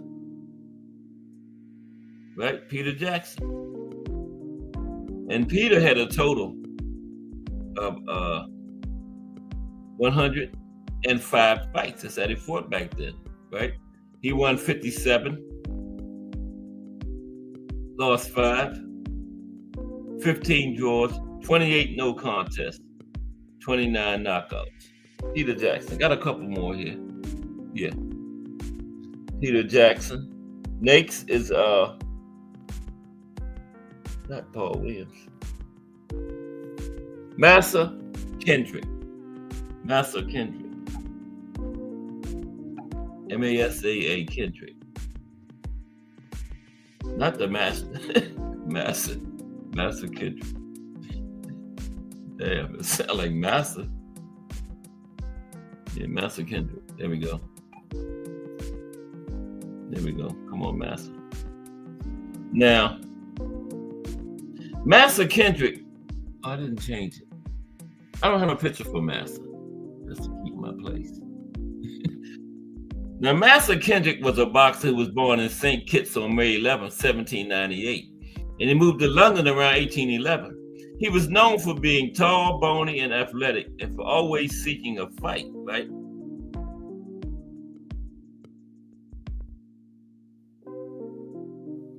Wait a minute. Let me try that again. I knew that was going to happen. Massa Kendrick. We just got a couple more, almost winding down, then it's late time. It always happens like that. But yeah, Massa Kendrick, one of the pioneers of black boxing. There we go. That's what I was looking for. Yeah, he was a boxer born in St. Kitts, May 11, 1798, and moved to London around 1811. He was known for being tall, bony, athletic, and always seeking a fight. Here are some of his notable boxing accomplishments. He trained under Bill Richmond. Kendrick trained under Bill Richmond in London, right? And he boxed for public entertainment from 1819 to 1826. On May 11, 1819, Kendrick showed up uninvited at a private dinner in Westminster and offered to fight any of the men in attendance. The men cleared the dining table and put up a purse of 25 guineas for the fight. Yep, they showed up and said they'll fight anybody in there. That's a Kendrick. Then Bill Richmond. Here's Bill Richmond. Bill Richmond. Pioneers of black boxing. Bill Richmond. It's got a couple more. And I guess we'll have some link time. Okay. After we talk about Bill and one more. Barbados Joe Walcott is last. Now, Bill was a British boxer. He was born into slavery in Richmond Town, New York. Although born in colonial America, he lived for the majority of his life in England, where all his boxing contests took place. Richmond went to England in 1777, where he had his education paid for. He then apprenticed as a cabinet maker in York, in the UK. In the early 1790s, Richmond married a local English woman whose name was probably Mary Dunwick. They're not sure, 1700s. And a marriage recorded in Wakefield on June 29, 1791. Richmond and his wife had several children. According to boxing writer Pierre Egan, the well-dressed, literate, and self-confident Richmond came on the receiving end of racist attitudes in Yorkshire. Egan described several brawls involving Richmond because of insults. One brawl occurred after someone labeled Richmond a black devil for being with a white woman, probably a reference to Richmond's wife. According to Egan, Richmond fought and won 5 boxing matches in Yorkshire, defeating George Darky Moore, 2 unarmed soldiers, 1 unnamed. Only 19 fights. He won 17, lost 2. And they don't know how many knockouts he had, because that was way back there, Finally, Barbados Joe Walcott. Barbados Joe Walcott is the final one. Pioneers of black boxing. This is who Jersey Joe Walcott names himself after.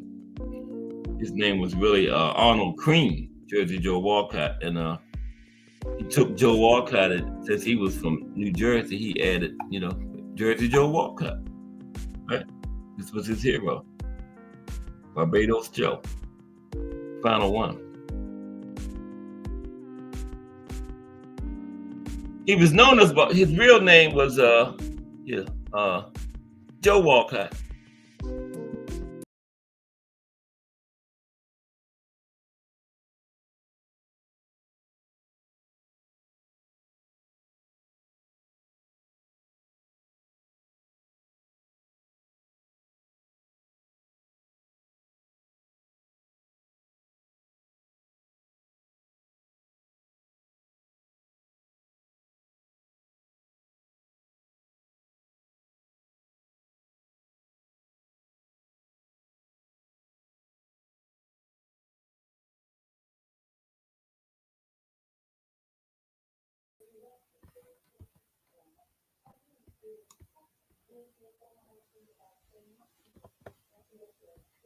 Okay. Are we back? Need a thumbs up from somebody. I think we are back. Let me get my music back going again. Always something.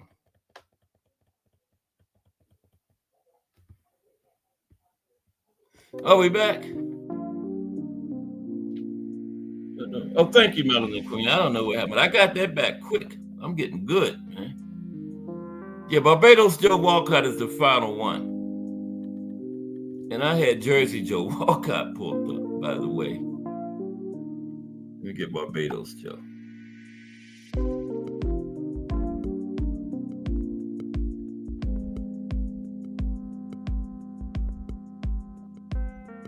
Yeah, that's Barbados Joe picture. Yeah, Barbados Joe. Why did Jersey Joe come up? I don't understand that. Last one. That's when everything goes haywire.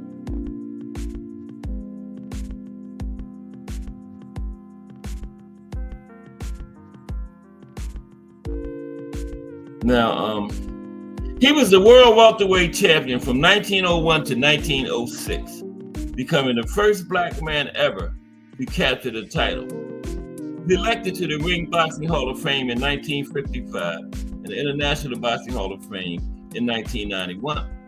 Now, he had an exceptional power to his punches, with 60% of his wins achieved through knockout. His manager was Tom O'Rourke. Ned Fleischer rated Walcott as the greatest welterweight of all time. And in 2003, he was included in the Ring magazine's list of 100 greatest punchers of all time. And he was elected to the Ring Boxing Hall of Fame in 1955 and the International Boxing Hall of Fame in 1991.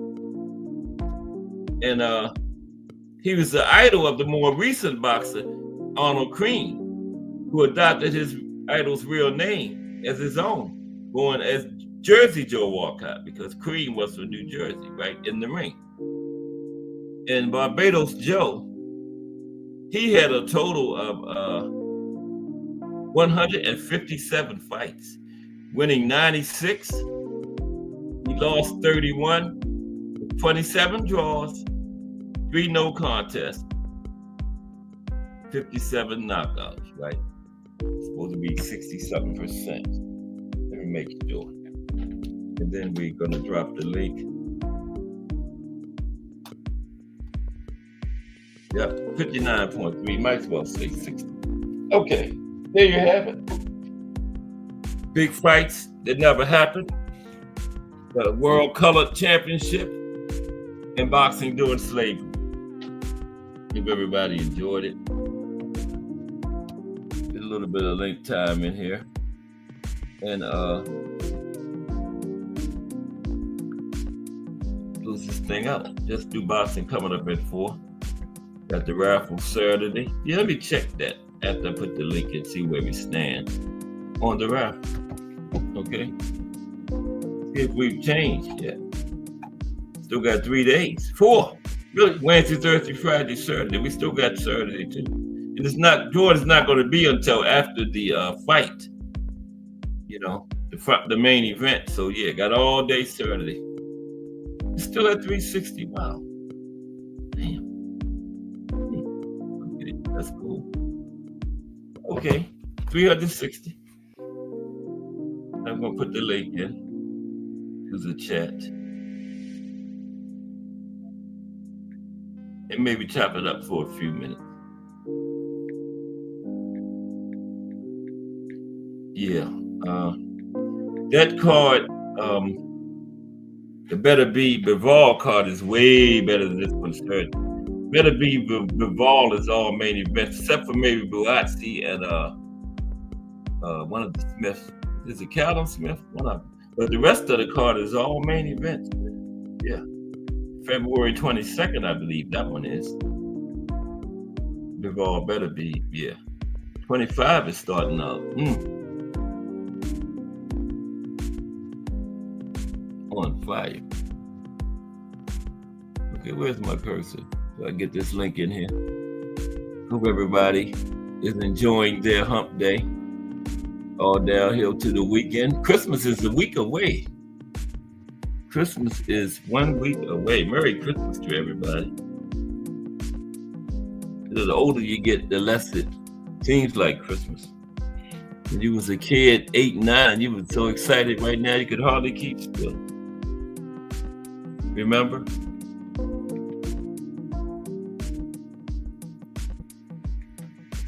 But now, almost like another day. Okay? Yeah.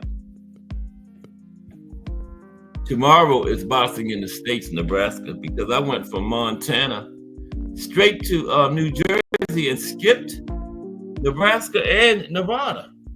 I sure did. Skip right over 2 states. So now I got to go back and do them. Nebraska, Bud Crawford State. In Nevada, Las Vegas, the boxing capital of the world. I don't know how I missed that, man. That was crazy. Yep. I was thinking, hey, I didn't do Nevada. So yeah. We're going to go back and do it, though. Warlock Boxing. What's up, Warlock Boxing? We just finished up the little boxing history lesson for today. The link is in. Winding down. We just do boxing coming up next. Tomorrow is boxing in the States. We're going to talk about the history of boxing in Nebraska and some other significant events that happened in the state. And some boxers from Nebraska. Bud Crawford, remember? And then Friday is the profile, the life and career of Carl Froch, one of the top boxers out of the UK of all time. What is going on today? You know? A lot of people missing. What is the Fighter of Rivals or something? But they should have been there. I don't know. But anyway, yeah, Carl Froch Friday. Talk about his life and career. And we always end the week up with the profile. And then we got next Wednesday, by request from BVO Boxing TV, the life and career of Tito, Felix Tito Trinidad. I did him a while back, but we'll do him again because BVO requested. Felix Trinidad, Tito, next week. Thomas Hill, what's happening, T Hill? My God, what's up with you, Cat? That's not the too box much. story. Well, what's going on today? A lot of people missing. Is something happening in the press conference or something going on You said today? what now? Is something going on today in the boxing world? A lot of people missing today. Well, I mean, it should be because this is Usyk Fury week. Fight week, yeah. So you know, it's Wednesday. It should be like Yeah, press conference galore, and then on top of that, you know, we're getting close. Friday will be the last official weigh-in. Yeah, that's it. The festivities that go on with that, and I know that I believe it's you saying, and after that, Fury gets his hand raised. Because you believe Fury gonna get that dub. I just think Usyk is gonna put up. Usyk gonna get him again? What do you Yeah, I think? think Oh, so, he man. said he gonna stop him this time, right? Usyk? Yeah, didn't you say Usyk was gonna stop him? Was that you? I said that. Yeah, I did. It would be a late stoppage.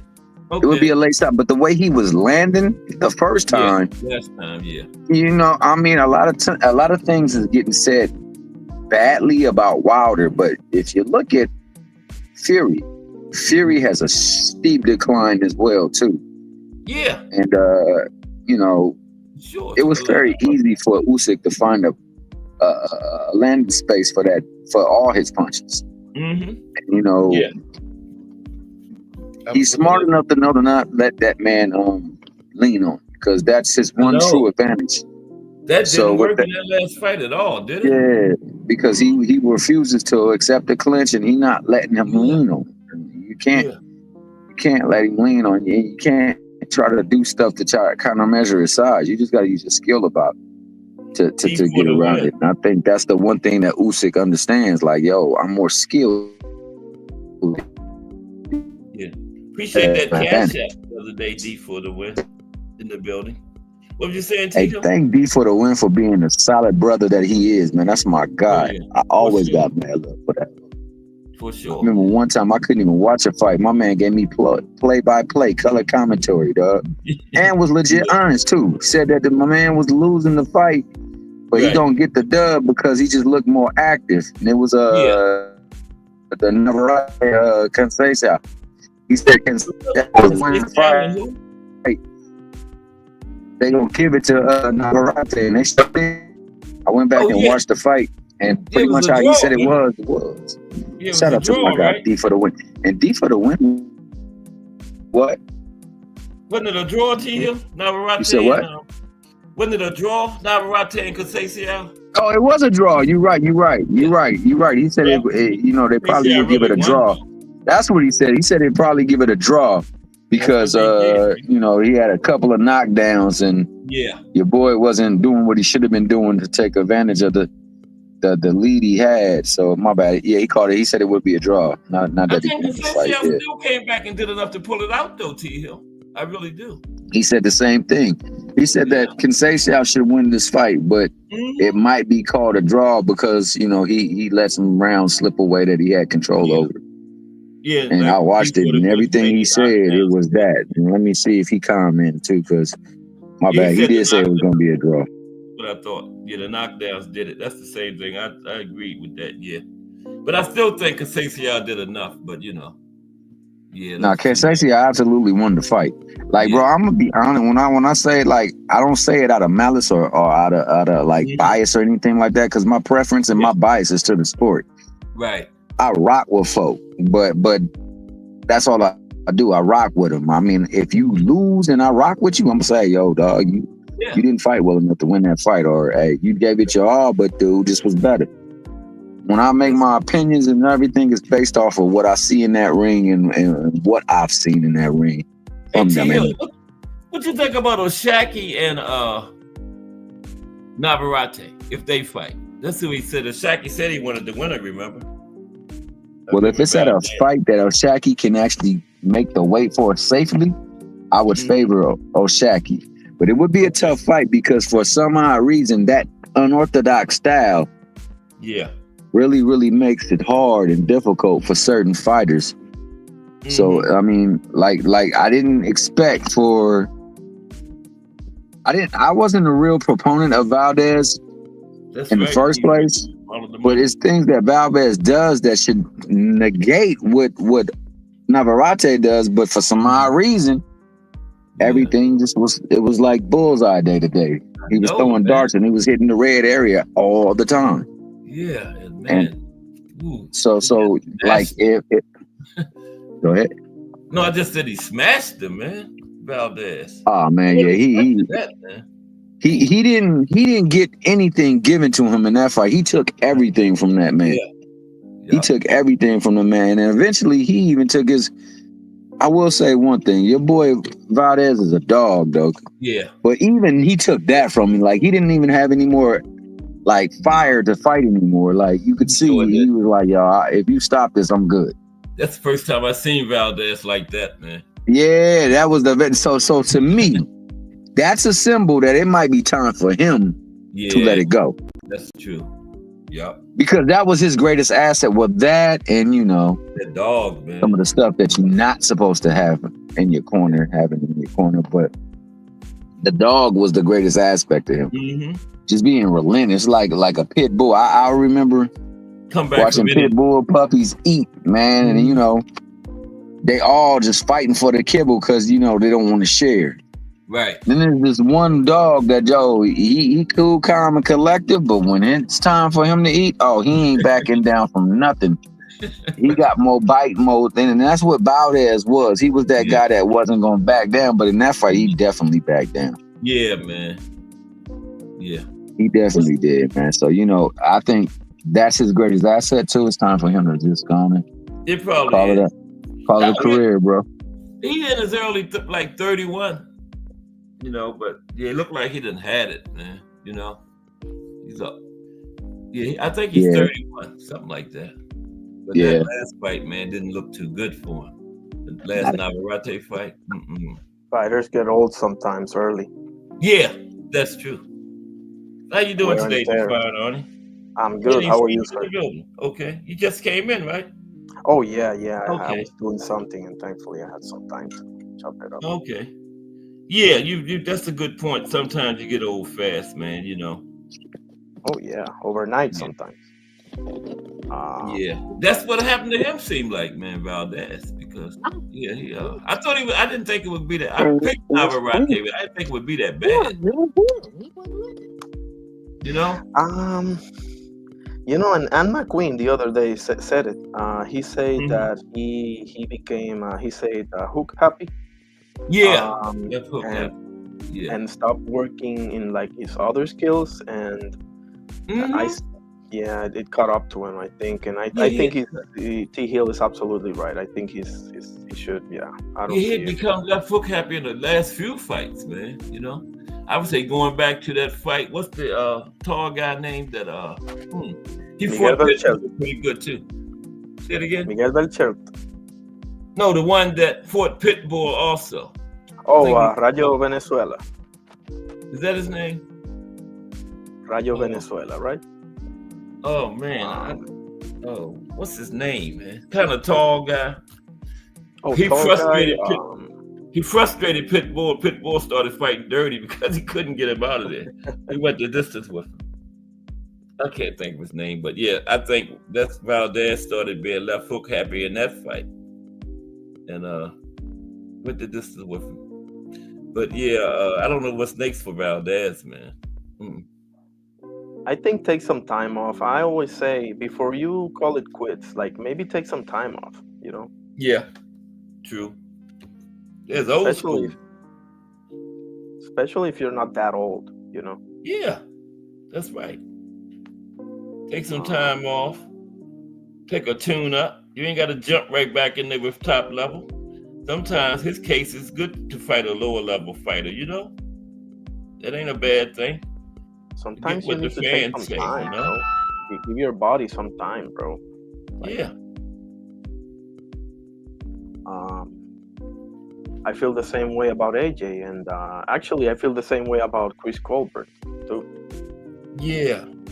Chris. How old is Chris? Is Chris in his 30s?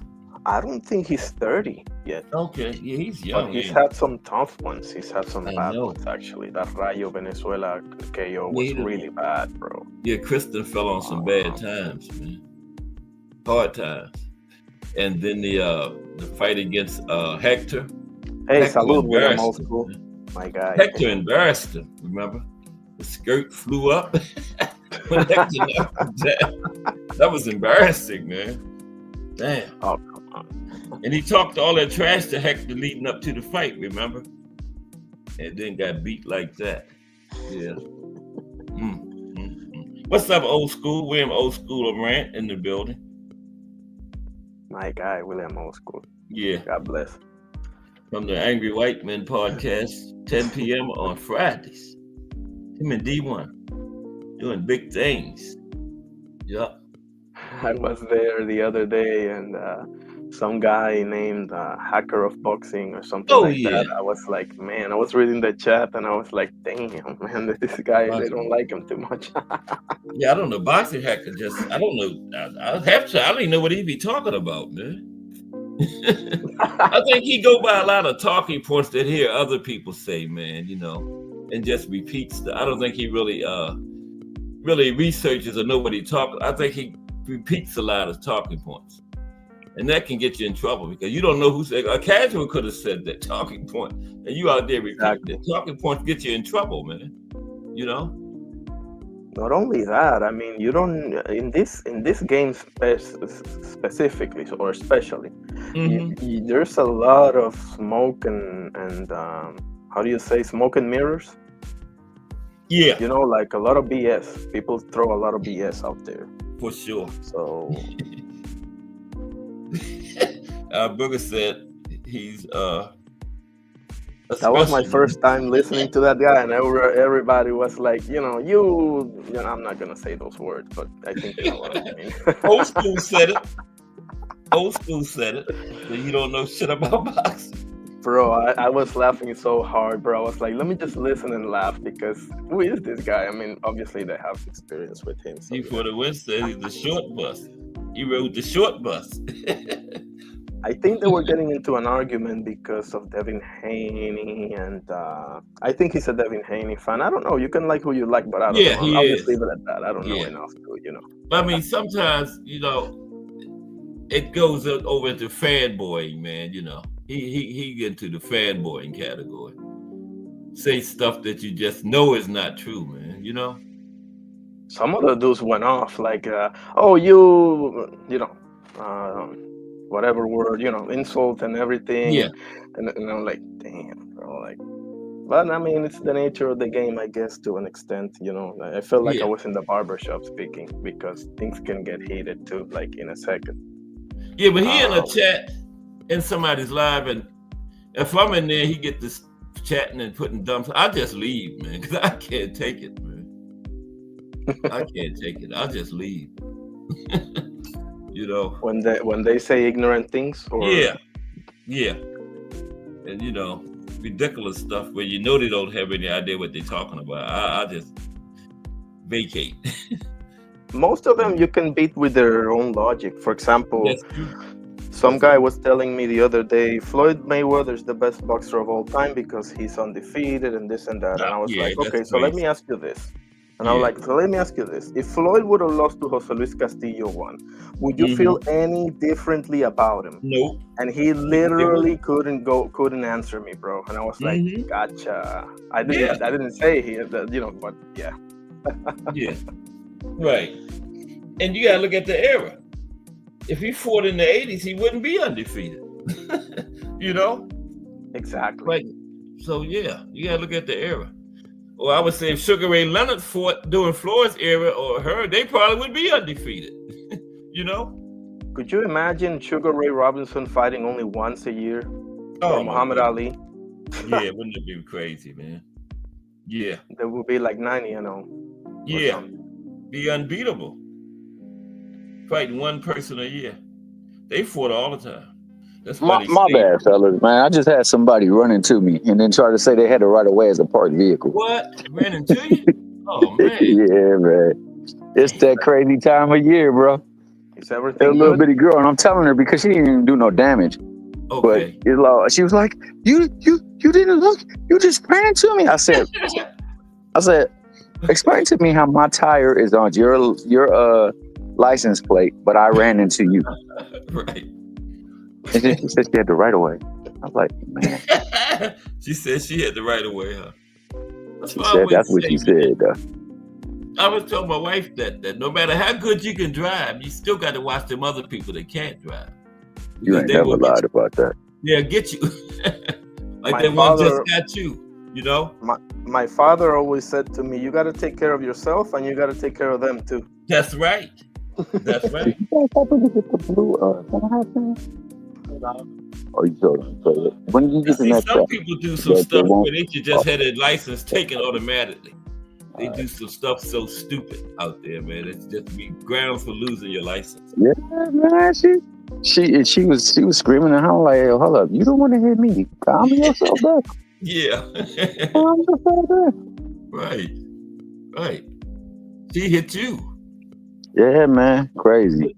Yeah, nobody was hurt or anything, so that, you know. Nah, she didn't have enough thrust to do anything, and she Okay. just backed into me as I was going out by her because she was on the phone and she wasn't even See that? looking.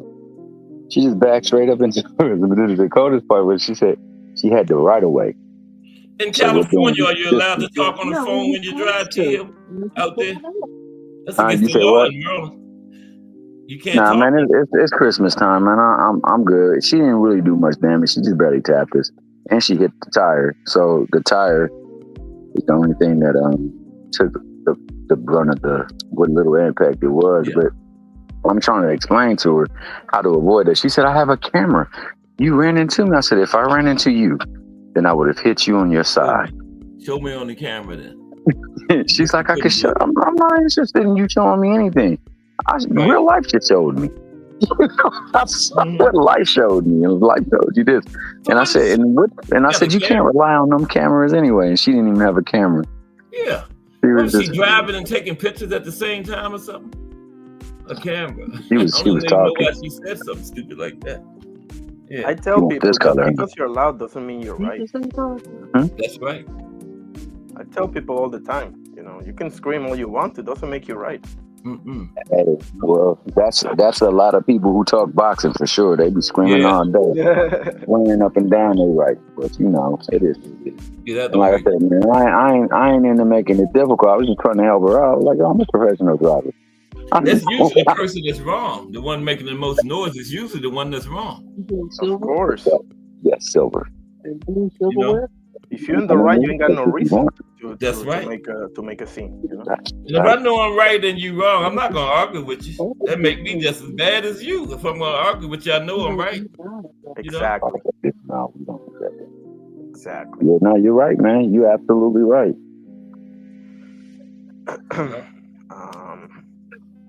But yeah, I mean, what were we saying? I forgot. Never mind. I hope everything is okay, Theo. Yeah.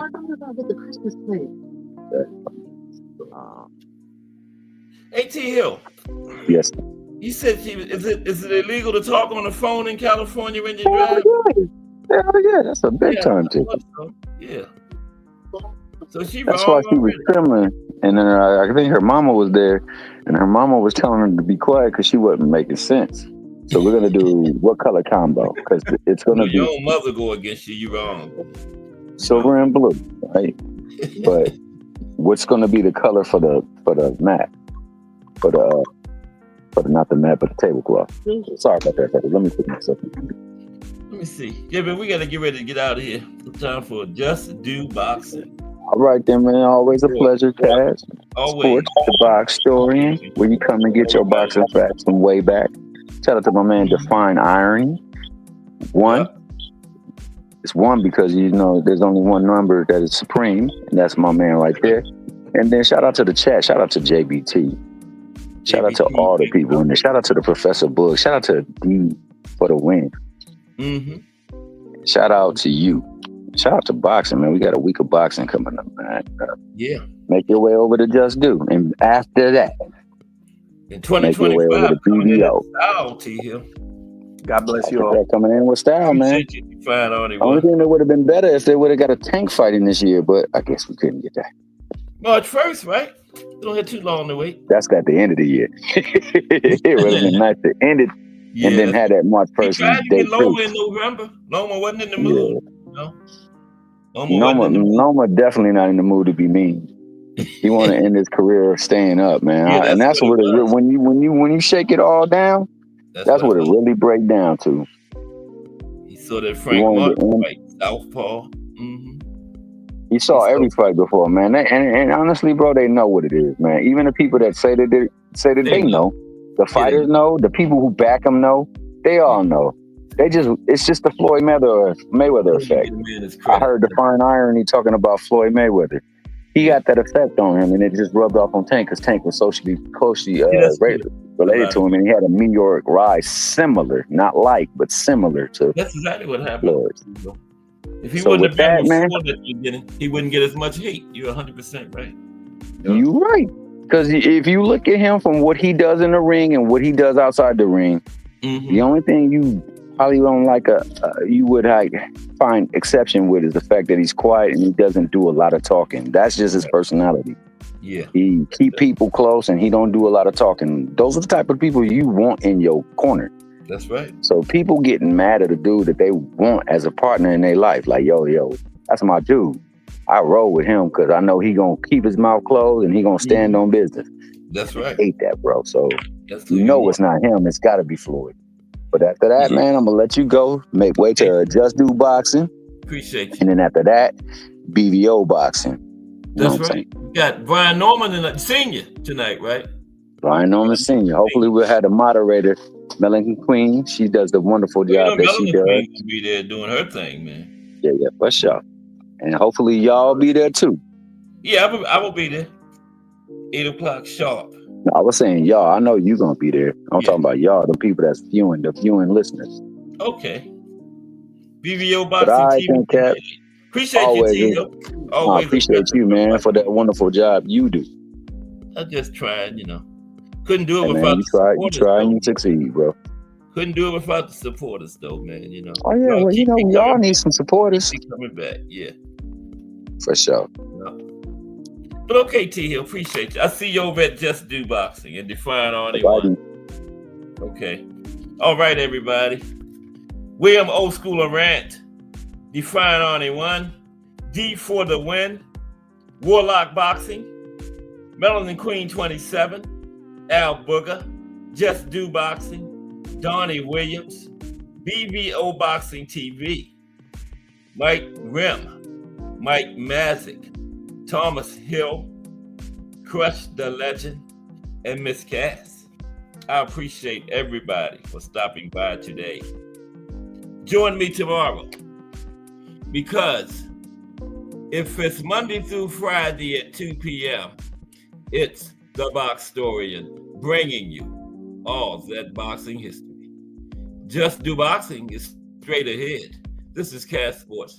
Everybody have a great afternoon, and I will see y'all around those JBT streets. Peace.